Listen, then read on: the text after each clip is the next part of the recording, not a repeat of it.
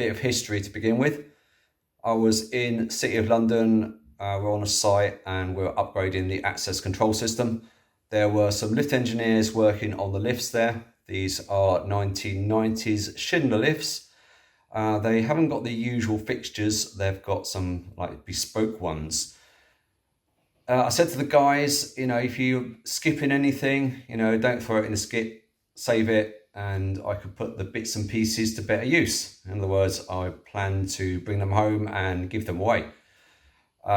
This was December last year. So about a month ago, I sent them an email and they said they've got some bits for me ready. I was expecting like a car operating panel, I don't know, maybe a floor position indicator, something like that. And yeah, okay, I've got quite a lot of bits and pieces to give away now. They gave me quite a few bits. Now, most of it is useful. Some of it, I've got some like these giant reed switches, which are probably not that useful. But most of it, I'm hoping that some of you guys will be interested in. Anyway, before we talk about that, I'll show you what I've got.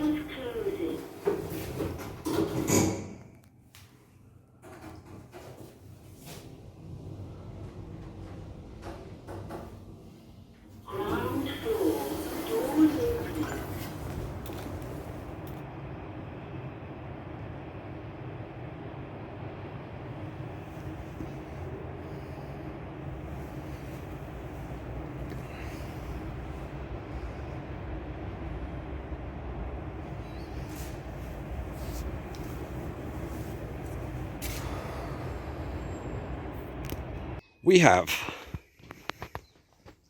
some car operating panels.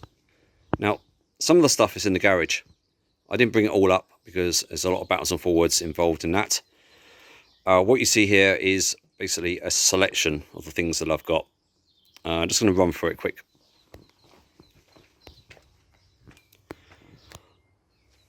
Lift car position indicators. Now, this stuff, well, the lifts were made by Schindler, but a lot of this stuff is just generic stuff.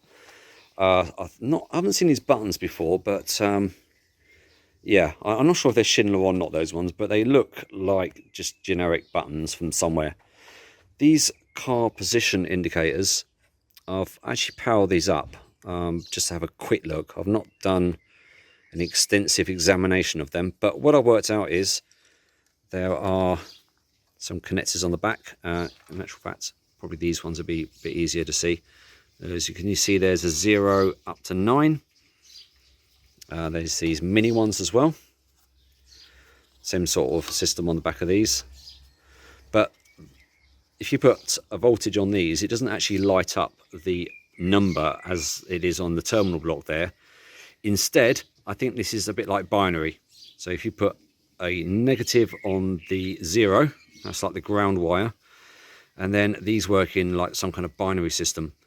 Whereas, you know, if you put a positive on 1, maybe you get a digit 1. If you put a positive on the 2, maybe you get a digit 2. But if you want number 3, then it's 1 and 2 together. Then if you want a 4, it's this one here, 3. So what's in binary? Value 1, 2, 4, 8, 16, 32, etc. And depending on which pin you put voltage on, you add up all the corresponding values, and that's the digit you get. It's something like that. I'm not sure exactly, and you can see that they've only got certain blocks wired up on here. So 5, 6, 7, and 8 are not wired up. So obviously that wasn't needed to produce the digits.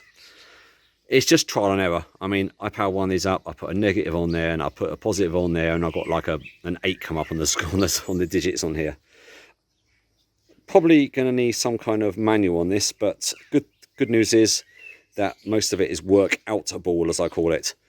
I've got some ditch switches on there as well. Not sure what that does. Maybe it's the speed of the up-down arrow. I'm not quite sure, but hoping to find some more information on these rather than me spending ages just trying to work it out. These ones were on the landings. These are yellow, and in fact, if I put that between the lanterns, which I'll show you in a moment, something like that.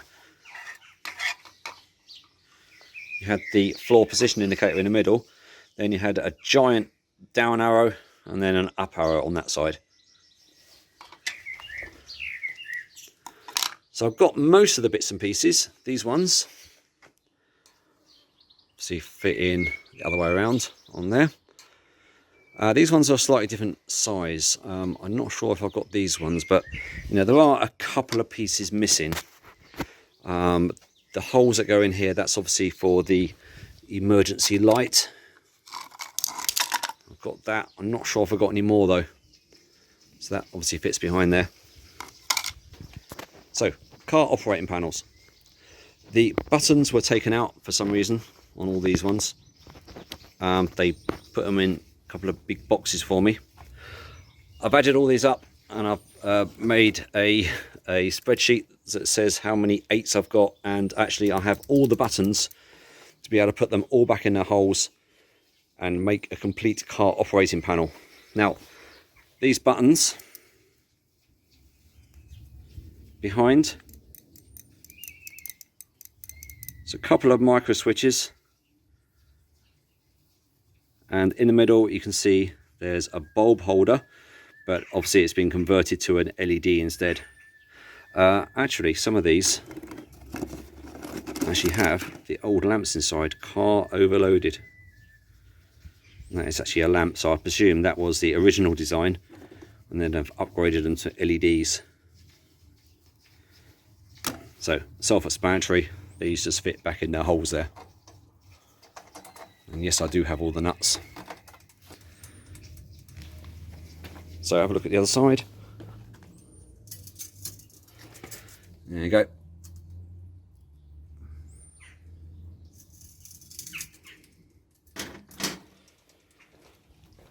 Over here, now this is the stuff that's probably not going to be very useful, but it's still interesting to look at. Inside here is a giant reed switch. It's massive. Obviously you don't want little reed switches, and probably you have a bigger magnet that will go in the shaft, and then this is obviously attached onto the top of the lift car probably, and as the lift car moves up and down it picks up magnets as it goes past it. That is a monster.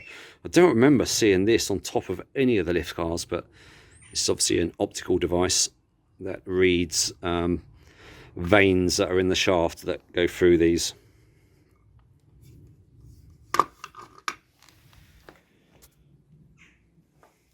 Right, now these, the lanterns.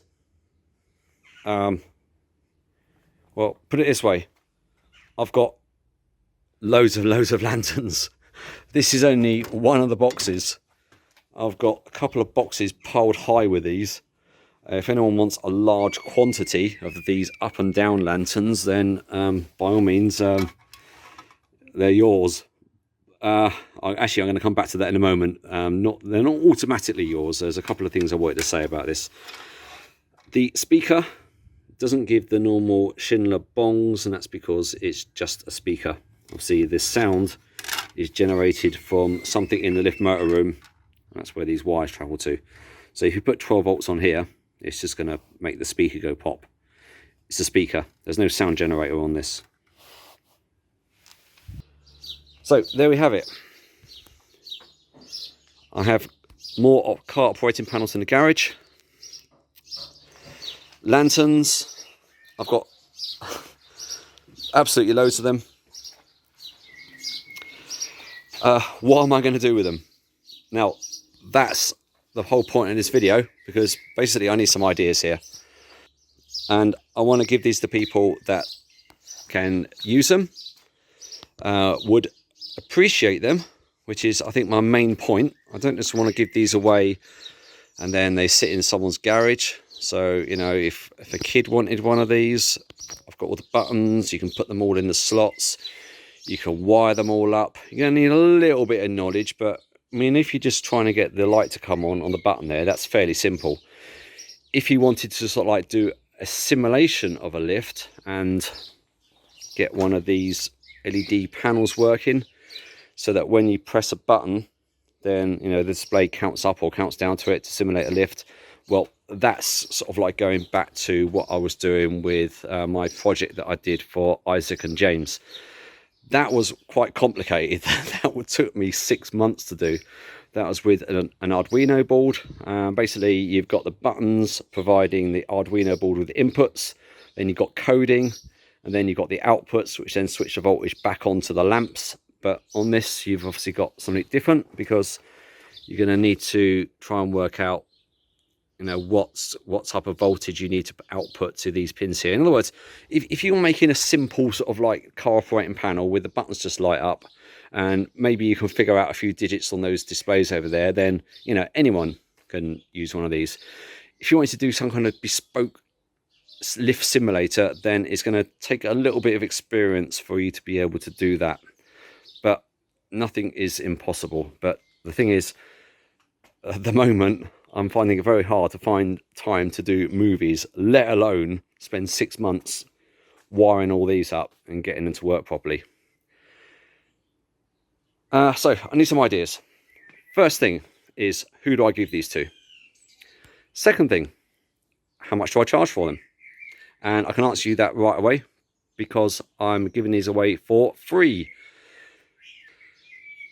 Postage, well, you guys may have to pay postage if you want me to send it. I suppose collection is possible, but these are well heavy. And imagine the box it's going to take to put them in. I want to give these away to people that are going to appreciate them. I suppose kids with their dads, maybe, they can, you know, have a fun couple of weeks or so building one of these up and maybe wiring it up to an Arduino board or something like that. But, you know, if you can use these, then let me know.